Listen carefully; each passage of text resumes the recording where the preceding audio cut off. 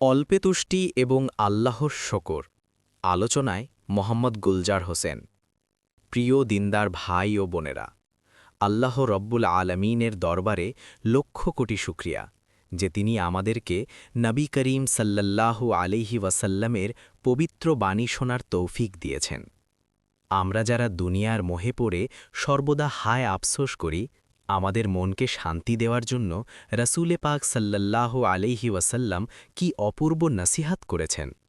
সহি বুখারী শরীফের হাদিসে হজরত আবু হুরায়রা রাদিয়াল্লাহু আনহু বর্ণনা করছেন, আমাদের প্রিয় নবী সাল্লাল্লাহু আলাইহি ওয়াসাল্লাম এরশাদ ফরমায়েছেন, তোমাদের কেউ যখন এমন ব্যক্তির দিকে তাকায় যাকে ধন সম্পদে এবং দৈহিক গঠনে তার চেয়ে শ্রেষ্ঠত্ব দেওয়া হয়েছে, সে যেন এমন ব্যক্তির দিকেও তাকায় যে তার চেয়ে নিচু স্তরে আছে, যাকে তার নিজের উপর শ্রেষ্ঠত্ব দেওয়া হয়নি।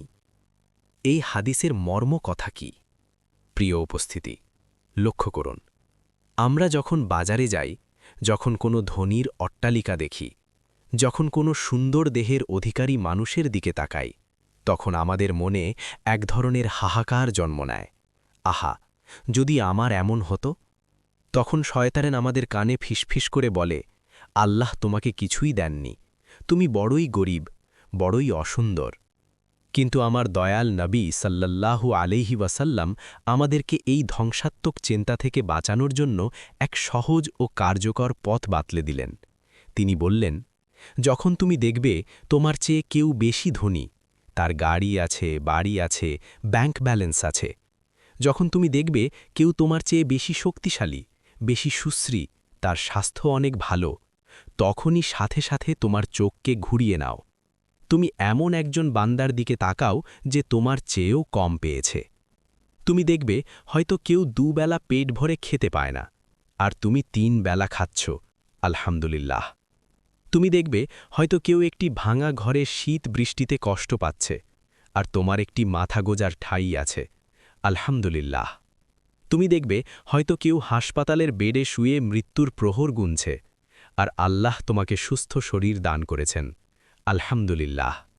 আরে ভাই, এইটাই হলো অল্পে তুষ্টি, এইটাই হলো আল্লাহর শকর। যখনই তুমি তোমার থেকে কম পাওয়া মানুষটির দিকে তাকাবে, তখনই তোমার মনে হবে, আরে আল্লাহ তো আমাকে কত নেয়ামত দিয়ে রেখেছেন, আমি তো রাজার হালে আছি। তখন তোমার অন্তর থেকে সকল হতাশা দূর হয়ে যাবে এবং তুমি কৃতজ্ঞ চিত্তে আল্লাহর দরবারে মাথা নত করবে। ধন সম্পদের বেলায় নিচের দিকে তাকাও, আর দিনের বেলায়, ইবাদতের বেলায় উপরের দিকে তাকাও। আল্লাহ আমাদের সকলকে এই পবিত্র হাদিসের উপর আমল করার তৌফিক দান করুন এবং অল্পে তুষ্টির মহামূল্যবান সম্পদ দিয়ে আমাদের হৃদয়কে ভরে দিন। আমিন।